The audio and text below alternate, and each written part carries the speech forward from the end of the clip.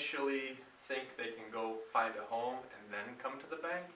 It's just a historical misconception in the industry, and luckily most of our real estate partners do educate them right away and say, hey, you're not going to come shop with me until your financing is established and figured out.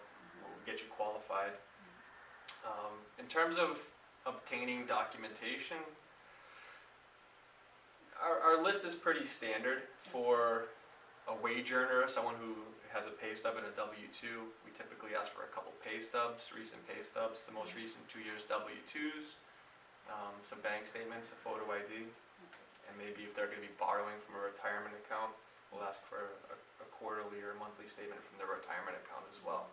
For self-employed borrowers, if they're a Schedule C, they're just a small business, we would just ask for 2 years tax returns and evidence that they've been in business.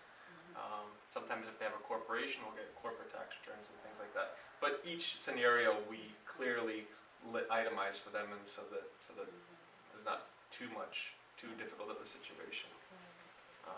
In terms of more complicated situations, in the healthcare community, I would say that people shift jobs frequently. So maybe they've had 3 or 4 W-2s in a year. That can get a little bit overwhelming for them when we start asking for them for every single W-2 and the names and contact information for each one of their prior employers. Because basically, as a bank, we need to document a 2-year work history. So as long as we can document a 2-year work history in most situations, then we can put a loan together for them. Some other unique situations or lending opportunities will be, some people are nervous that they can't qualify for something if they're new to the country, or they haven't been working for 2 full years.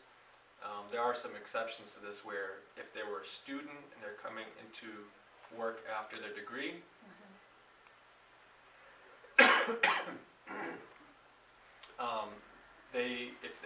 if they're completing a degree program and entering the workplace, we can qualify them right away. If they have a job history outside the country and they have residency documentation, they can qualify most of the time right away. So we're not afraid to look at every single situation. It's a diverse area we're in central Massachusetts, and our goal is to kind of exhaust all opportunities for every customer. And if something's not available at the specific moment, we let them know what to do to get them